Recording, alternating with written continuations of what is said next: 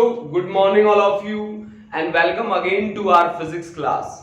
Students, today we are going to start the most important article of rotational motion. That article is theorem of perpendicular axis. देखो बच्चों, जब आप बात करते हो ना रोटेशन की, जैसे कि मान लो मेरे पास एक गाड़ी है, इस गाड़ी का टायर घूम रहा है, स्कूटर है, आपको दिख रहा है इसका टायर घूम रहा है ये, तो यहाँ पे ये कॉन्सेप्ट है रोटेशन का। अब जरूरी नहीं है कि हमारा जो ऑब्जेक्ट हो घूमने वाला वो स्फेरिकल ही बने, जरूरी थोड़ी ना है, उसका शेप एलिप्टिकल भी हो सकता है, जैसे कि अर्थ का शेप है एलिप्टिकल, वो सन के चारों ओर घूमती है।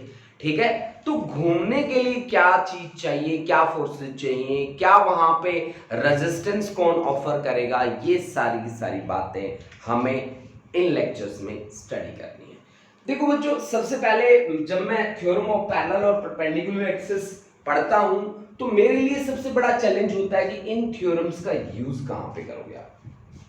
सबसे बड़ी बात होती है कि आप यूज कहां पे करोगे। तो इनका यूज करने के लिए मेरे पास डिफरेंट टाइप के ऑब्जेक्ट्स आएंगे। कोई स्फेरिकल आएगा जो एक फिक्स एक्सिस के अबाउट घूम रहा है, कोई सिलेंड्रिकल भी आएगा जो एक फिक्स एक्सिस के अबाउट घूम रहा है, ठीक है, कोई मेरे पास एलिप्टिकल शेप का भी आएगा, कोई मेरे पास स्क्वायर शेप का भी आएगा, कोई मेरे पास लेंथ एलिमेंट भी आएगा।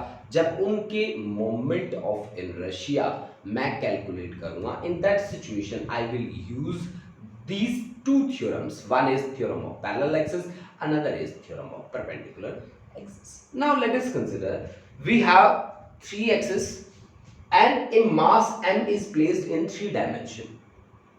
ओके, अब देखो बच्चों, हमने क्या कहा, हमारे पास ये x एक्सिस, ये y एक्सिस, ये z axis. As all of you I think know about that thing कि x axis, y axis and z axis are mutually perpendicular to each other. What it mean कि x is perpendicular to y, y is perpendicular to z, z is perpendicular to x। मतलब क्या है कि x y का perpendicular होता है, y z का perpendicular होता है, z x का परपेंडिकुलर होता है। These three are mutually perpendicular to each other. Okay students, अब मेरी बात को बड़ी ध्यान से देखो बच्चों, जब है ना इस कॉन्सेप्ट को आप अपने रूम की दीवार में जाके थ्री डायमेंशन बनाओगे ना, तब आपको मजे आएंगे। समझ रहे हो आप? मतलब ये दो डायमेंशन तो हमारे बोर्ड के हो गए, तीसरा डायमेंशन जो है वो ये है, जैसे मैंने यहां से खींच के लाइन निकाल दी, ये है थर्ड डायमेंशन। मेरी बात आप समझ पा रहे हैं आई थिंक। तो अब देखो बेटा, हमने क्या किया, ये पूरे मास को थ्री डायमेंशन में रखा। अब थ्योरम ऑफ परपेंडिकुलर एक्सिस क्या कहती है कि मोमेंट ऑफ इनर्शिया, आई का मतलब है यहाँ पे मोमेंट ऑफ इनर्शिया, जिसकी वैल्यू होती है मास इनटू डिस्टेंस का स्क्वायर, और डिस्टेंस कैसा होता है, परपेंडिकुलर होता है फ्रॉम एक्सिस ऑफ रोटेशन। मतलब जो एक्सिस ऑफ रोटेशन है, मान लो ये एक्सिस ऑफ रोटेशन है, तो इससे परपेंडिकुलर डिस्टेंस आपको ऐसे लेना है, ठीक है, परपेंडिकुलर डिस्टेंस आपको हमेशा लेना है। This thing you have to keep in mind. Okay guys, start करते हैं अपनी बात को। देखो हमने क्या कहा, moment of inertia about z axis is equal to moment of inertia about x axis plus moment of inertia about y axis. And all of you I think know कि x, y and z are mutually perpendicular to each other. Mutually perpendicular to each other. x y का perpendicular है, y z का perpendicular है, z x का perpendicular, मतलब सारे एक दूसरे के परपेंडिकुलर है।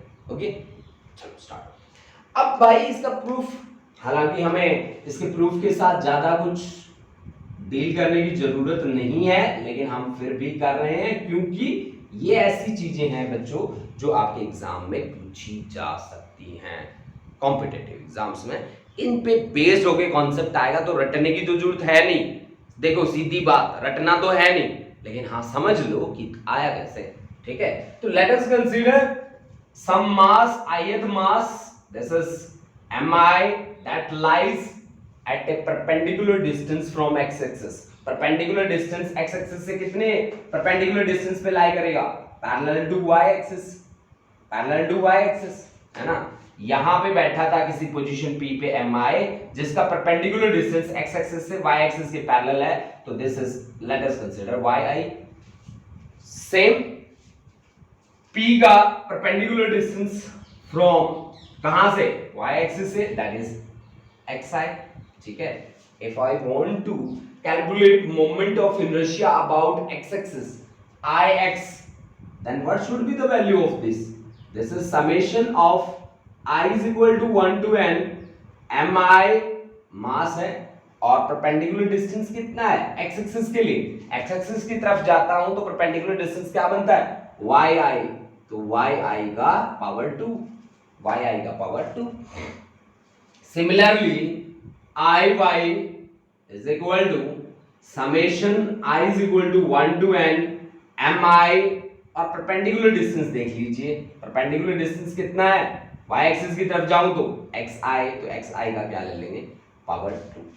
अब बात आती है बच्चों कि जेड एक्सिस। देखो बच्चों जेड एक्सिस जो है वो परपेंडिकुलर है ना, परपेंडिकुलर है आपके सामने। भाई मान लो कि वाई एक्सिस यहाँ पे लाई करती है, एक्स वाई में हमने मास को रख रखा है, तो यहाँ परपेंडिकुलर डिस्टेंस कैसे ड्रॉ करेंगे जेड एक्सिस से? ऐसे ऐसे आएगा ना परपेंडिकुलर, तो ऐसे आएगा है ना परपेंडिकुलर, और यहाँ पे ड्रॉप कैसे किया जाएगा, ओरिजिन से कैसे दिखेगा आपको, ये ओरिजिन से आपको ऐसे नजर आएगा।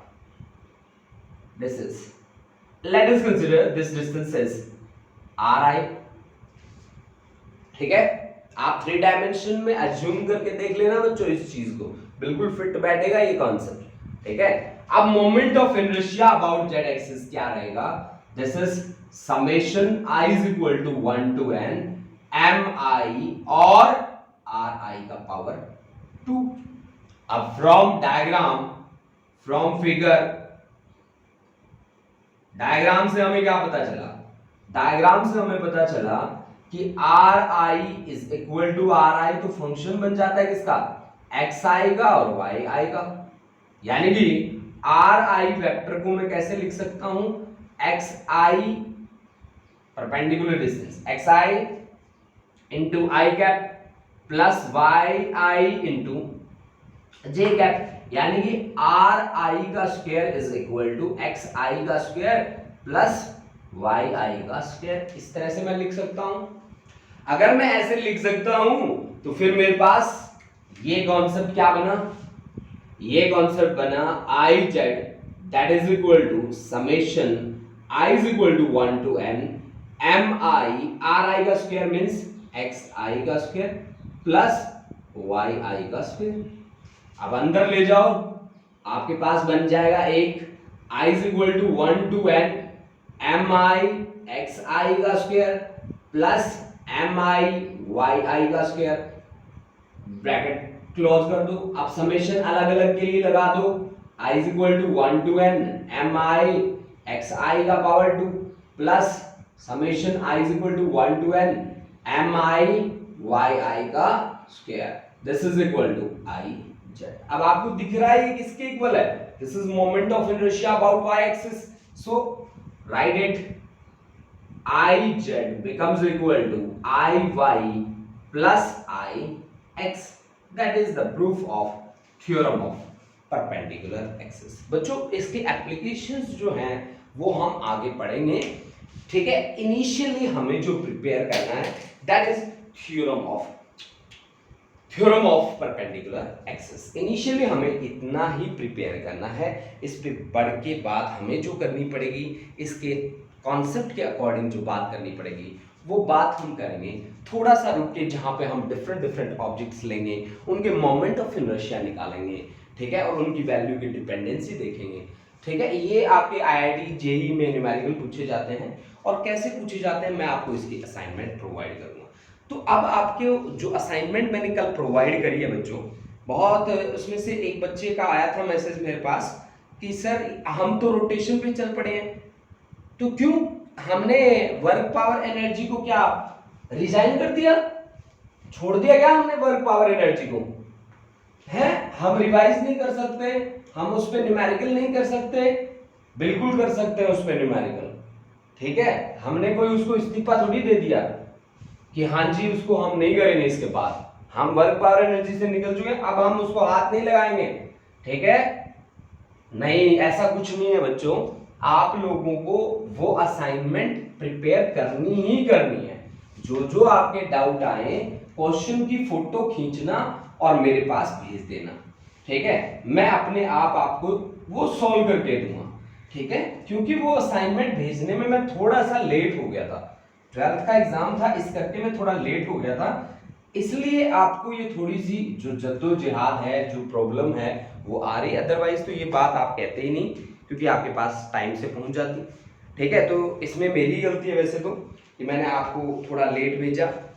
ठीक है, स्टार्ट करते हैं। Total kinetic energy in rotation motion, but before that I have to drive the concept of radius of gyration. Radius of gyration, radius of gyration. देखो बच्चों, ये जो कॉन्सेप्ट है, ये जो आर्टिकल है, ये उस सिचुएशन में आगे आया है जब सेंटर ऑफ मास का कॉन्सेप्ट आया। आपको पता है हमारी नेचर में हर एक ऑब्जेक्ट के लिए एक सेंटर ऑफ मास एग्जिस्ट करता ही करता है, 100% श्योर है, इसमें कोई डाउट नहीं है बच्चों कि हर एक ऑब्जेक्ट के लिए सेंटर ऑफ मास एग्जिस्ट करता है। तो हमने जो ऑब्जेक्ट लिया था, कैसा ऑब्जेक्ट लिया था हमने ऐसा कहा था कि ये हमारे पास एक एक्सिस ऑफ रोटेशन है एक्स वाई, इसके अबाउट रोटेट कर रहा था एक ऑब्जेक्ट जिसका मास था कैपिटल एम, जिसको हमने तोड़ा था मास m1 में, मास m2 में, मास m3 में। ठीक है, तो यानी कि हमारे पास ऐसा कोई कॉन्सेप्ट था कि ये मास m1 परपेंडिकुलर डिस्टेंस r1, ये मास हमारे पास था m2 परपेंडिकुलर डिस्टेंस कितना r2। ऐसे चलते चलते मैं nth मास तक जाता था, mn, this is rn. Now we say let us consider total mass of this object concentrates at point P. This is capital M, this is P, and that perpendicular distance I am going to take, that is equivalent to K. तो ये K का नाम ही क्या है? Radius of gyration है, जहां सारा का सारा मास कंसंट्रेट है उस पॉइंट से perpendicular distance from axis of rotation, that's the radius of gyration, that's the radius of gyration. This is the thing about radius of gyration. बस जहां सारा का सारा मास कंसंट्रेट है उस पॉइंट का perpendicular distance from axis of rotation, that this is nothing but equal to radius of gyration. अब देखो बच्चों, इस चीज को हम सॉल्व कैसे करेंगे। मोमेंट ऑफ इनर्शिया आपने किया था, मोमेंट ऑफ इनर्शिया के लिए आपने क्या किया और कैसे उस पर वर्क किया, अब हम कैसे वर्क करेंगे, लेट अस चेक। देखो बच्चों, मान लो कि हमारे पास let mass m is made up of n identical particles। n identical का मतलब होता है एक जैसे, identical particles। अगर सारे के सारे identical particles हैं तो क्या होगा, m1 m2 up to mn, सारे के सारे सभी पार्टिकल्स का मास बराबर हो जाएगा भाई। अब बराबर अगर हो गया तो आपने मोमेंट ऑफ इनर्शिया को क्या बताया था मुझे आपने कहा था कि I is equal to summation I is equal to 1 to n mi ri की पावर 2। मैंने अगर इस समेशन को ओपन किया, जैसे I इज इक्वल टू 1 तो यहाँ पे 1 रखा, m1 r1 का स्क्वायर, 1 के बाद 2 आता है तो m2 r2 का स्क्वायर, समेशन के लिए प्लस लिख दिया, फिर आगे फिर प्लस 2 के बाद 3 आता है m3 r3 का स्क्वायर, एंड अप टू कहां तक, nth टर्म तक। अब मास तो सारे बराबर है, तो मास बराबर है तो m में लिखो m r1 का स्क्वायर प्लस m r2 का स्क्वायर, कहां तक, m कहां तक, rn का स्क्वायर। और इसने क्या कहा, रेडियस ऑफ जायरेशन का मतलब है आप किसी भी पॉइंट के लिए काम कर लो, अगर इन सभी पॉइंट्स के लिए काम करोगे तो मोमेंट ऑफ इनर्शिया आपका सेम रहेगा, किसके बराबर रहेगा, इस p के विद रिस्पेक्ट निकाल लो, चाहे इन सभी का मोमेंट ऑफ इनर्शिया निकाल लो, बराबर ही आना है। ठीक है, यानी कि रेडियस ऑफ जायरेशन की वैल्यू कहीं ना कहीं इनसे बनेगी। अब कैसे बनेगी उस पर ही हम काम कर रहे हैं। देखो कैसे काम कर रहे हैं, m कॉमन है यहाँ पे तो m r1 का स्क्वायर प्लस r2 का स्क्वायर और प्लस आर एन के पावर 2। अब देखो बच्चों, आप मुझे एक बात बताओ कि n पार्टिकल्स हैं, हर एक का मास m है, तो टोटल मास कितना होगा? Total mass that is equal to m, और वो किसके बराबर होगा? Number of particle multiplied by mass of one particle if all the particles are identical. If all the particles are identical, then this is the situation बच्चों। भाई एक का मास, भाई अपनी क्लास है, देख लो अपनी क्लास में ना सभी बच्चों के मास बराबर है, वेट बराबर है, मान लो 50-50 किलो के हैं सारे के सारे, और 40 बच्चे हैं, तो आपसे पूछे कि टोटल मास क्लास का कितना है, तो 50 × 40, यही काम मैंने किया है। ठीक है, कोई बहुत बड़ी बात नहीं करी है हमने। ठीक है, तो भाई यहाँ पे n नहीं दिख रहा मेरे को, तो मैं n से मल्टीप्लाई कर रहा हूं और n से क्या कर रहा हूं? डिवाइड। तो m इंटू n क्या आ गया? कैपिटल M, और बचा कौन? R1 का स्क्वायर प्लस R2 का स्क्वायर प्लस कहां तक चलता जाएगा? Rn, और डिवाइड बाय क्या है इसके? n। This is equal to moment of inertia. अब हमने क्या कहा? हमने अपनी बात में क्या कहा कि चाहे आप इन सभी पार्टिकल्स का निकाल लो मोमेंट ऑफ इनर्शिया, और चाहे आप जहां मास कंसंट्रेट है वहां पे निकाल लो, बराबर आएगा। इसका मतलब क्या है कि ये जो k है, अगर मैं इसको m इंटू के स्क्वायर लिख दूं, क्योंकि I इज इक्वल टू, अगर मैं सेंटर ऑफ मास के विद रिस्पेक्ट करता हूं तो क्या आता है? m के स्क्वायर आता है ना। With respect to centre of mass करूं तो मेरे पास आता है I is equal to m के स्क्वायर। भाई मैं मान लूं कि सारा मास यहां कंसंट्रेट है, इसका परपेंडिकुलर डिस्टेंस k है, तो मोमेंट ऑफ इनर्शिया क्या आएगा? I is equal to m के स्क्वायर। और पहले मैंने सारे पार्टिकल्स को आइडेंटिकल रखे, मैंने मोमेंट ऑफ इनर्शिया वो निकाला, वो क्या आया? I is equal to m r1 का स्क्वायर प्लस r2 का स्क्वायर rn का square divide by n। Equate कर लो 1 and 2 को, equate 1 and 2, equate 1 and 2, 1 and 2 को अगर आप इक्वेट करेंगे तो सीधी सीधी सी बात है, m के square that comes out to be m into r1 का स्क्वायर प्लस r2 का स्क्वायर अप टू कहां तक? rn का power 2 divide by n। m से m कट गया, k की वैल्यू क्या आ गई? रेडियस ऑफ जायरेशन की वैल्यू आ गई स्क्वायर रूट ऑफ r1 का स्क्वायर प्लस r2 का स्क्वायर प्लस कहां तक? rn का स्क्वायर डिवाइड बाय क्या? n। This is nothing but equal to radius of gyration. और ये बात आती है वहां पे जहां पे सेंटर ऑफ मास का कॉन्सेप्ट आता है, जहां पे सेंटर ऑफ मास का कॉन्सेप्ट आता है वहां पे ये बात 100% श्योर है, आती ही आती है। अब देखो बच्चों, अब जब मैंने ये कॉन्सेप्ट कर लिया, तब मैं इसी के साथ जुड़ा हुआ एक कॉन्सेप्ट और कर रहा हूं। मेरा स्कूटर है, ऐसे चल रहा है, देखो ऐसे चल रहा है स्कूटर, ऐसे चल रहा है, दिख रहा है आपको? सीधा चल रहा है। इसमें ये टायर जो था ना, वो ऐसे ऐसे ऐसे घूम रहा था, रोटेशन में था, लेकिन इसने लीनियर मोशन भी तो किया। ये देखो, जब ये रोटेशन में था तब इसने लीनियर मोशन भी तो किया। समझ में आया आपको वो बात कि भाई मैं क्या निकालना चाहता हूं? मैं निकालना चाहता हूं total kinetic energy in rotation. इससे अगला कॉन्सेप्ट है वो, कहीं आप ये ना सोचो इसके साथ जुड़ा हुआ है, नहीं, इसके साथ बिल्कुल भी नहीं जुड़ा हुआ। अब अपनी बाउंड्रीज बना लेते हैं। सबसे पहले ये लो जी, हमने बना ली अपनी जगह। अब इतनी सी जगह में हमें टोटल काइनेटिक एनर्जी निकालनी है रोटेशन मोशन के लिए। स्टार्ट करते हैं। We have the topic, that topic is total kinetic energy in rotation. Rotation में टोटल काइनेटिक एनर्जी कितनी होगी? बच्चों मैं ये कॉन्सेप्ट इसलिए करवा रहा हूं आपको क्योंकि इन पे बेस्ड आपको न्यूमेरिकल्स मिलेंगे आगे धड़ाधड़। ठीक है, आपको न्यूमेरिकल्स करने होंगे खूब ही सारे, बस आपके ये बेसिक्स क्लियर हो जाएं। ठीक है, तो सबसे पहले हम उसी पे काम कर रहे हैं ज्यादा। ठीक है, तो अब मेरा स्कूटर का टायर कैसे घूम रहा था बच्चों बताओ? ऐसे गोल गोल गोल गोल। ठीक है, अब टायर जब घूमता है गोल गोल तो क्या होता है बोलो?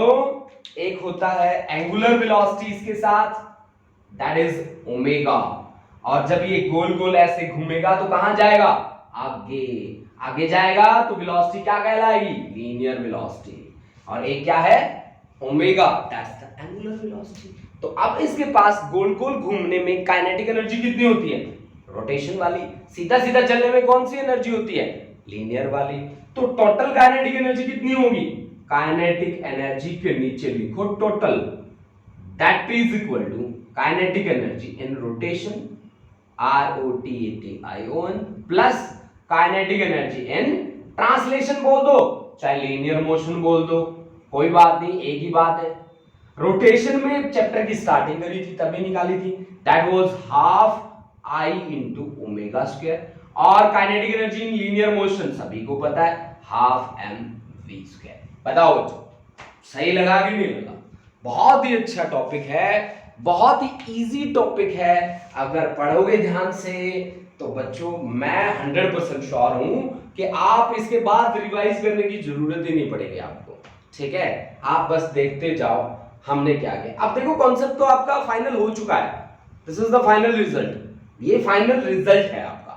ठीक है, बट इसमें थोड़ा बहुत है ना, आपको पता है फिजिक्स पढ़ रहे हैं तो थोड़ा बहुत घुमाना तो पड़ेगा, हमें घुमाना पड़ेगा ना, तो घुमाने वाली बातें अब मैं कर रहा हूं।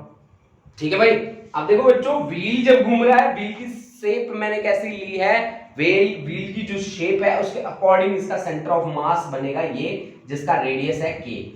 रेडियस में r भी ले सकता था, लेकिन मैं रेडियस ऑफ जायरेशन k ले रहा हूं, ये बात दिखाने के लिए कि इसका सेंटर ऑफ मास है। ठीक है ना, चलो ठीक है। अब देखो बच्चों, आपको पता है कि v इज इक्वल टू होता है r omega. This is the relationship between linear velocity and angular velocity. तो ओमेगा इज इक्वल टू क्या बना भाई? ओमेगा इज इक्वल टू बना बेटा, क्या बना? Omega is equal to v by r। Omega is equal to v by r। अच्छा, आई क्या? Moment of inertia. आई क्या होगा फिर यहां पे? अगर रेडियस ऑफ जायरेशन है तो i is equal to mk square. तो ये दोनों की दोनों वैल्यू यहां रखो। तो k के नीचे लिखा total, that is equal to half i की वैल्यू रखी mk स्क्वायर और ओमेगा स्क्वायर की वैल्यू रखी v स्क्वायर बाय क्या? r स्क्वायर, और plus half mass capital M लिया है तो यहां पे भी कैपिटल M ही लो। ठीक है, तो हाफ mv स्क्वायर, दोनों में हाफ mv स्क्वायर कॉमन है बच्चों, तो हाफ mv स्क्वायर कॉमन है, अंदर बचेगा 1 plus k square divide bye r square. This is total kinetic energy in rotational motion. This is total kinetic energy in rotational motion. This is the total kinetic energy in rotational motion. तो हमने अभी दो concept complete करे हैं बच्चों, और दोनों के दोनों कॉन्सेप्ट बहुत ही ज्यादा इंपॉर्टेंट हैं अगर आप पढ़ते हो किसको? रोटेशनल मोशन को। तो दोनों के दोनों का इंपॉर्टेंस बहुत ही अच्छा है। तो इसमें सभी बच्चे मेरे को ये बताएंगे कि हमें ये कॉन्सेप्ट कितना समझ में आया। हाँ, अगर डाउट्स हैं तो वो डाउट्स भी आप मेरे साथ शेयर कर सकते हैं। ठीक है, आप मेरे को बता सकते हैं कि सर ये डाउट हमारे सामने आ रहे हैं अब इस टॉपिक को पढ़ाने के बाद, तो वो डाउट्स भी मैं आपके शेयर कर दूंगा। ठीक है, तो भाई सभी बच्चे कमेंट बॉक्स में जाके बता देंगे कि कोई डाउट है कि नहीं है। वैसे तो कोई डाउट नहीं आना चाहिए, आई थिंक सो। अच्छा, वेरी गुड, बहुत बढ़िया, बहुत बढ़िया। तो यानी कि इनको रब किया जाए।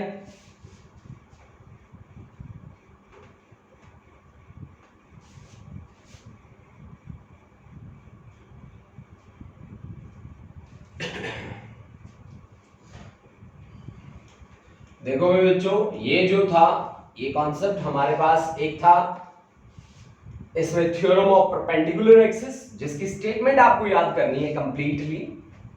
ठीक है, एक थ्योरम ऑफ परपेंडिकुलर एक्सिस आपको कहता था कि moment of inertia about Z axis is equal to moment of inertia about X axis and moment of inertia about Y axis. दूसरा जो कॉन्सेप्ट था, जिस कॉन्सेप्ट में मैंने रेडियस ऑफ जायरेशन की बात करी, तो वो रेडियस किसका रेडियस था? वो परपेंडिकुलर डिस्टेंस था फ्रॉम एक्सिस ऑफ रोटेशन। किसका perpendicular distance? Centre of mass का। बट बस this is the thing that you have to keep in mind. अब बच्चों, रेडियस ऑफ जायरेशन के बारे में मैंने क्या बात बोली कि हर एक ऑब्जेक्ट का एक सेंटर ऑफ मास होता है, और उस सेंटर ऑफ मास का परपेंडिकुलर डिस्टेंस आप ले लो from axis of rotation, that is the radius of gyration, बस। और रेडियस ऑफ जायरेशन की वैल्यू क्या आती है, जैसे आइडेंटिकल मासेस आपने लिए, ठीक है,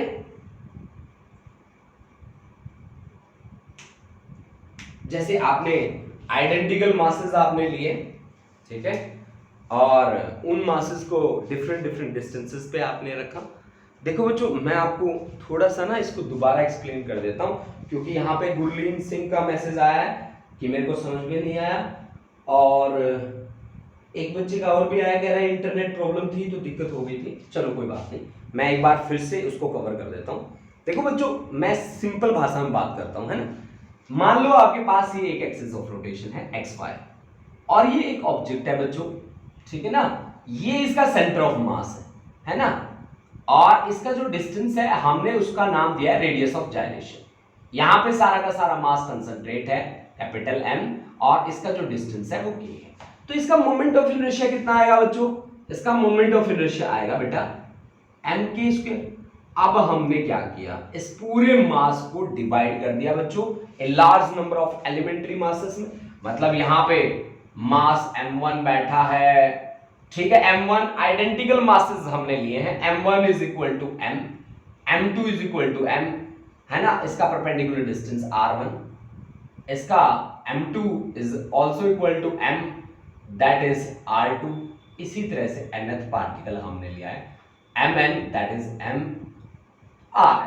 तो जब हम यहां से मोमेंट ऑफ इनर्शिया निकालेंगे तो हमारे पास आएगा बच्चों m into n into r1 का स्क्वायर प्लस r2 का स्क्वायर अप टू कहां तक बच्चों, rn का स्क्वायर और डिवाइड बाय n। ये बन जाएगा बेटा पूरा मास, दैट इज कैपिटल M, ठीक है ना। तो आपके पास अगर आप 1 और 2 को कंपेयर करते हैं, if we compare 1 and 2, then k की वैल्यू कितनी आती है बच्चों, k की वैल्यू आ जाती है under root of r1 square plus r2 square up to कहां तक, rn का स्क्वायर डिवाइड बाय क्या, n। This is the thing student that I have explained in the last lecture, ठीक है। मेरे ख्याल से अब क्लियर हो चुका होगा, सभी बच्चों के मैसेजेस आ रहे हैं, और जो जो बच्चों के मैसेजेस आए हैं वो लगभग सभी बच्चों के क्लियर हैं, यानी कि 99% आपके बच्चों के, हरलीन को और आपकी अटेंडेंस लग जाएगी बेटा, बिल्कुल ठीक है, ठीक है। तो ये आपके पास क्या है, देखो बच्चों, जब आप किसी भी रिलेशन को यहां पे करते हो तो उसका जो मीनिंग होता है, फिजिकल मीनिंग, इसका फिजिकल मीनिंग आपको क्या बताता है कि आप मान लो आपके पास कोई भी ऑब्जेक्ट है, उसको ना आपने n टुकड़ों में बांट दिया, ठीक है ना, n छोटे छोटे पीसेस में बांट दिया। अब ये क्या कहता है, उन सभी के मोमेंट इकट्ठे कर लो, वो किसके बराबर रहेंगे, सेंटर ऑफ मास के बराबर रहेंगे। यानी अगर आपको r1 r2 rnth, जरूरी नहीं है कि आपके पास n ही टुकड़े हो सकता है आपके पास केवल 3 पीसेस हो सकता है आपके पास 4 पीसेस हो। In that situation you can calculate k। This is the logic behind this k, this is the logic behind this k। Gurleen Singh, I think आपका जो क्वेश्चन है वो क्लियर हो चुका है, ठीक है, व्हाट दिस फॉर्मूला टेल्स। तो ये बात आपकी क्लियर हो चुकी है मेरे ख्याल से। अब आगे बढ़ते हैं, आगे हमारे पास क्या कॉन्सेप्ट है देखिए। देखो बच्चों, किसी भी चीज को जब आप फर्स्ट टाइम कवर करते हो तो फर्स्ट टाइम कवर करने के बाद आपको खुद से ये बात सोचनी पड़ेगी कि ये कॉन्सेप्ट आपको क्या बताएगा, ठीक है। अगर मान लो बहुत सारी बातें ऐसी होती है बच्चों, जो फिजिक्स एक ऐसी चीज है जिसको सोचने का तरीका कंप्लीटली आप पे डिपेंड करता है। जब तक आप उसको अप्लाई नहीं करोगे, अपने डेली लाइफ के साथ नहीं जोड़ोगे, तब तक वो कॉन्सेप्ट आपके लिए कॉन्सेप्ट नहीं बनेगा। तो मेरी ये सभी बच्चों से रिक्वेस्ट है, प्लीज आप क्वेश्चन तब करें जब आप उसके ऊपर वर्क कर लें। पहले आप वर्क करो, उसके बाद आप क्वेश्चन उठाओ उस पे कि सर इसका क्या यूज होगा। अब तक हमने इनके यूजेस कहाँ किए हैं, हमने यूजेस करे ही नहीं है। तो हम इनके यूजेस खुल के कैसे बता सकते हैं? हम इनके यूजेस तब बताएंगे जब हम इनकी एप्लीकेशंस करेंगे।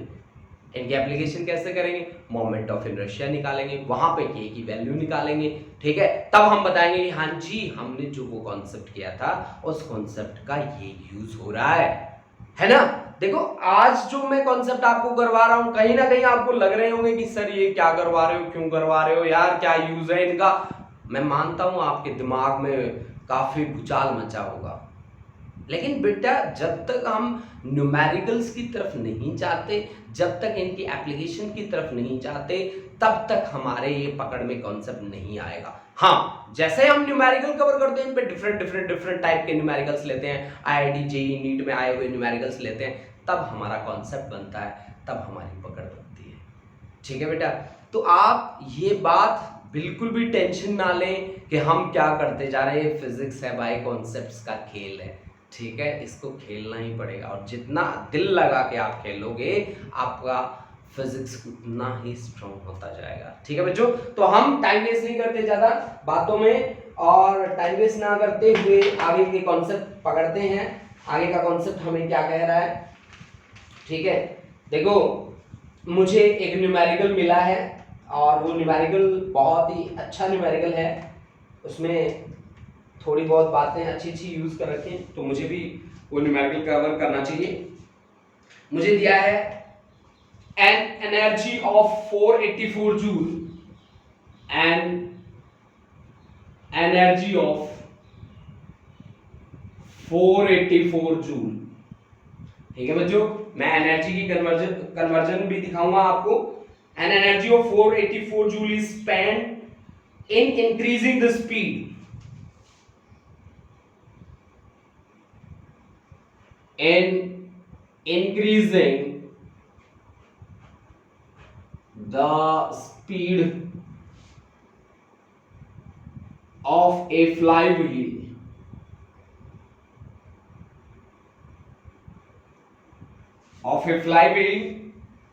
from 60 rotation per minute to 360 rotation per minute. Calculate moment of inertia of flywheel. ये तो बहुत ही सिंपल है, calculate moment of inertia of wheel लिख रहा हूं सीधा ही, व्हील। देखो बच्चों कैसे आपको कवर करना है ये न्यूमेरिकल। यहां पे in increasing rotation per minute 60 rotation per minute to 360 rotation per minute, ये चीज मेरे को अच्छी लगी है। ये यहाँ पे फ्रीक्वेंसी आपको दे रखी है, यहां से आप कैसे आप वैल्यू निकालेंगे रोटेशन पर मिनट का यूज करके। देखिए यहां पे एनर्जी यानी कि वर्क डन W कितना हुआ है 484 जूल, और आपकी ओमेगा 1 आपको कितना दे रखा है 60 rotation per minute, 60 rotation per minute. तो 60 रोटेशन पर मिनट को मैं कैसे कन्वर्ट करूंगा 60 रोटेशन पर सेकंड। रोटेशन, एक रोटेशन में एंगल कितना बनता है पर सेकंड, पर मिनट था ना, अब 60 से डिवाइड कर दिया, एक मिनट में 60 सेकंड होते हैं, और एक रोटेशन में कितना एंगल बनता है 2 पाई, तो 2 पाई रेडियन पर सेकंड, 2 पाई रेडियन पर सेकंड। ठीक है, तो ये आपके पास आया 2 पाई, केवल बचा रेडियन पर सेकंड, 2 पाई रेडियन पर सेकंड। अब फाइनल आपकी स्पीड और देख लो भाई, फाइनल कितनी है ओमेगा 2, 360 रोटेशन पर मिनट। ठीक है, तो 360 रोटेशन पर मिनट की जगह पर सेकंड कर दो और इसको डिवाइड कर दो किससे 60 से, तो ये आपके पास आ गया 6 रोटेशन पर सेकंड। अब एक रोटेशन में एंगल कितना बनता है 2 पाई रेडियन, तो 2 पाई रेडियन और पर क्या है ये सेकंड। ठीक है, तो पर सेकंड, तो ये बना आपके पास 12 पाई रेडियन पर सेकंड, 6 2 जा 12 पाई रेडियन पर सेकंड, रेडियन पर सेकंड। ठीक है, अब आपको वर्क डन कैसे निकालोगे आप? वर्क डन आप निकाल सकते हो कैसे, चेंज इन काइनेटिक एनर्जी का यूज करके। और काइनेटिक एनर्जी रोटेशन में क्या होती है, वर्क एनर्जी थ्योरम क्या कहती है, according to work energy theorem, work energy theorem लगा दो जो आपने वर्क पावर एनर्जी में यूज करी थी। According to work energy theorem, work done is equal to change in kinetic energy, change in ke, kinetic energy कहां पे आप रोटेशन में, तो फाइनल काइनेटिक एनर्जी क्या होगी, हाफ आई इंटू ओमेगा 2 का square minus half I into omega 1 का square. ठीक है, हाफ आई इंटू ओमेगा 2 का square, half I into omega 1 का स्क्वायर। हमें क्या चाहिए भाई, मोमेंट ऑफ इनर्शिया चाहिए ना। तो वर्क डन की वैल्यू कितनी है, 484 जूल, 484। तो this is 484 that is equal to into 2 भी कर दूं ना। ठीक है, आई कॉमन है, ओमेगा 2 का स्क्वायर माइनस ओमेगा 1 का स्क्वायर। तो आपको पता है कि ओमेगा 2 का स्क्वायर ए स्क्वायर माइनस बी स्क्वायर क्या होता है, omega 2 plus omega 1 into omega 2 minus omega 1। Values रखो भाई, ओमेगा 2 है आपके पास 12 पाई और वो है 2 पाई प्लस 2 पाई, 12 पाई माइनस 2 पाई कितना होगा भाई, 10 पाई, 10 पाई।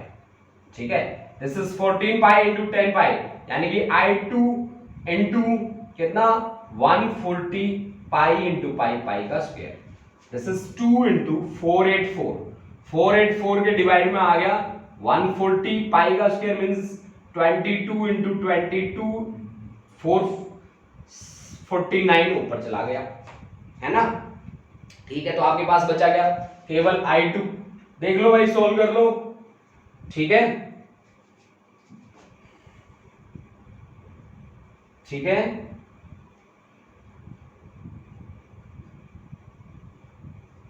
यानी कि I2 की वैल्यू कितनी आ गई, I2 की वैल्यू आ गई 0.7 kilogram metre square. Moment of inertia की यूनिट होती है बच्चों kilogram metre square, this is the unit of moment of inertia. Okay guys, अब देखो भाई, मेरे को एक कॉन्सेप्ट दिया गया है, एनसीईआरटी का न्यूमेरिकल है।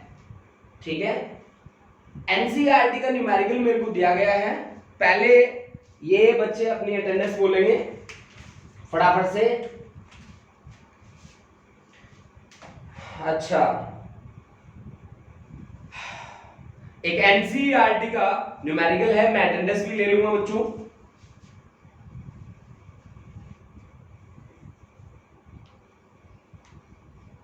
देखो भाई,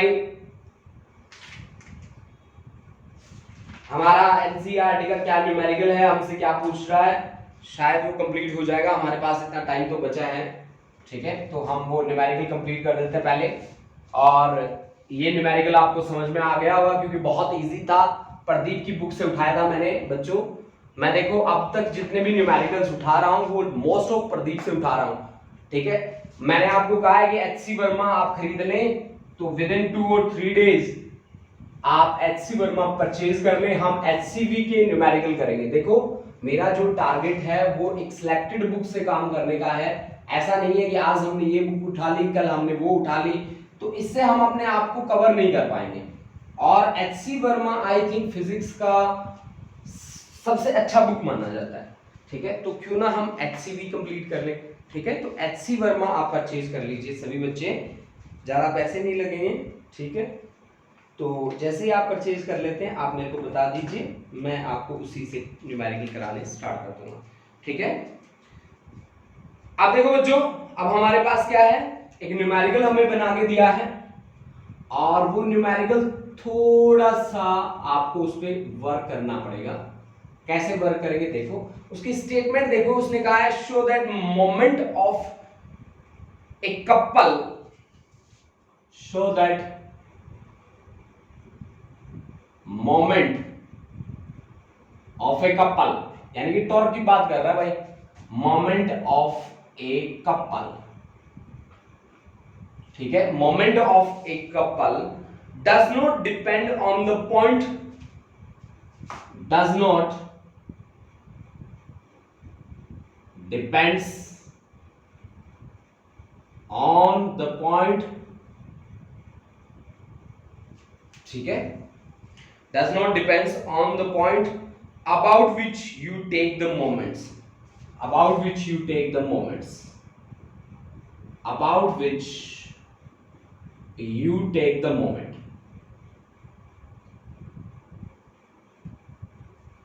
moment। देखो भाई कैसे क्या पूछना चाहता है, पहले तो इसकी बात क्लियर कर लो कि ये हमसे क्या चाहता है, क्या पूछना चाहता है। देखो भाई बच्चों, ये चाहता है कि moment of a couple does not depend on the point about which, मतलब ये जो रीजन होता है ना जिसके विद रिस्पेक्ट आप नाम करते हो उस पर डिपेंडेंसी नहीं होती, ये कह रहा है। ठीक है, अब इसकी बात का प्रूफ हमें देना पड़ेगा। बताओ, बोल ये रहा है, प्रूफ हमें देना पड़ेगा। चलो कोई बात नहीं, हम ट्राई करते हैं। ठीक है, मान लीजिए हमारे पास ये एक ए बी एक लेंथ एलिमेंट है जहां दो फोर्सेस लगी पड़ी हैं, ये ए ये पॉइंट बी।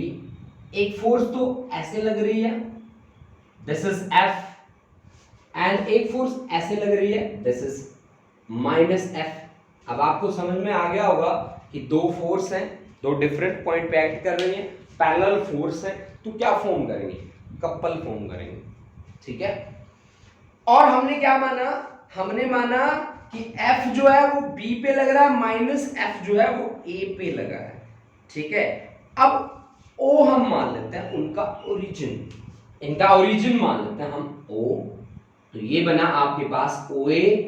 तो let us consider that OA is equal to R1 and that OB is equal to say that is R2। हमने क्या माना, O को हमने ओरिजिन माना।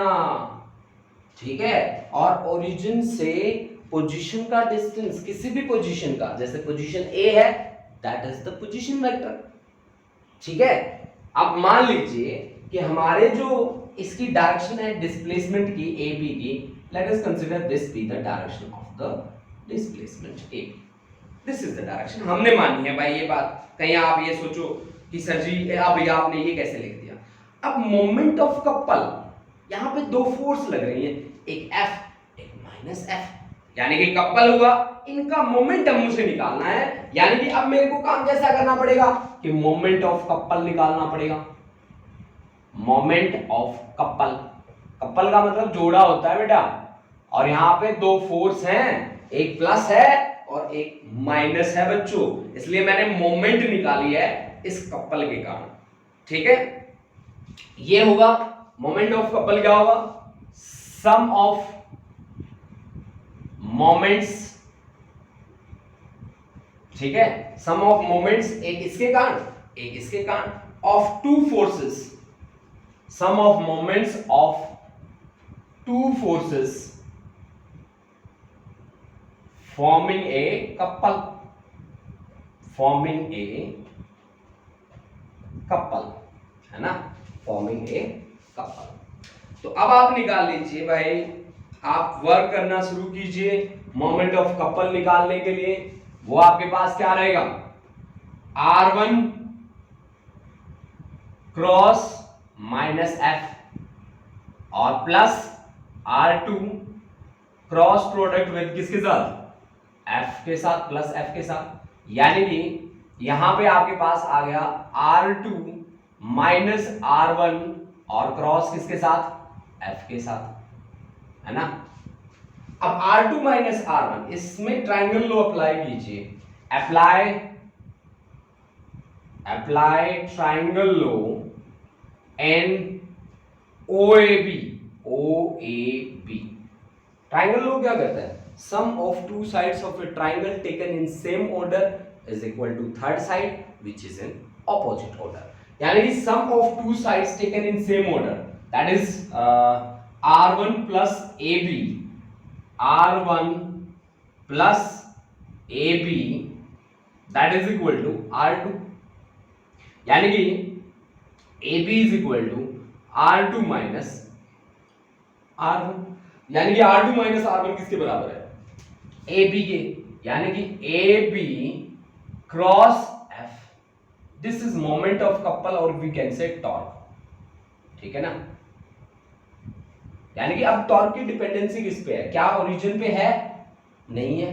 क्या ओरिजिन पे उसकी डिपेंडेंसी है? बिल्कुल भी नहीं है। तो हमारा जो कॉन्सेप्ट मुझे जो प्रूव करना था वो चीज मैं प्रूव कर चुका हूं। ओरिजिन पे उसकी डिपेंडेंसी नहीं है, उसकी डिपेंडेंसी है उस लाइन पे या आर्म ऑफ द कपल, जिस लाइन पे ये दोनों फोर्सेस लग रही हैं, केवल उसी पे उसकी डिपेंडेंसी है, ओरिजिन पे उसकी डिपेंडेंसी नहीं है। ये चीज आप नोट कर लें और मुझे बता दें कि आज का लेक्चर आपको समझ में आया कि नहीं आया।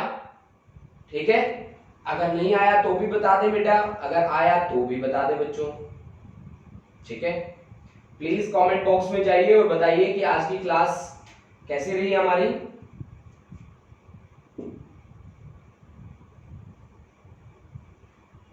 सहज थैंक यू बेटा, thank you. Megha thank you बच्चे। महक, अंशु पठानिया, हार्लिन कौर, विषम विषम थैंक यू बेटा। रोमिका शर्मा, खुशदीप कौर, अंशिका शर्मा, जसलीन, मनजोत सिंह, गुरलीन कालकट, सुखनूर कौर, तरनप्रीत कौर, मनप्रीत कौर, हरमनप्रीत सिंह। अरे बहुत बच्चों के कमेंट आ गए भाई। हाँ हरमन, पढ़ सकते हो, आप पढ़ सकते हो। सुखलीन कौर, हर्षान, शान आज बहुत दिनों बाद आया शान, Davinder Singh, Gurleen Singh. I have not understood today's lecture. Gurleen, that's very good बेटा, इसी तरह से पढ़ते रहना। आज का लेक्चर आपको समझ में नहीं आया, बताओ यार। संस्कृति बहुत बढ़िया, Jasmine, Harmandeep Kaur, Amarveer, Kamal Bajwa, Priyanka, Navdeep, Chirag, Palwinder, Romika, Nidhi, Sahaj, Parbleen, Davinder, Suprina, Chetandeep Singh, Vanshika, Manpreet Kaur, Harkamalpreet Singh, Navneet Kaur, thank you Harmanpreet, thank you बेटा,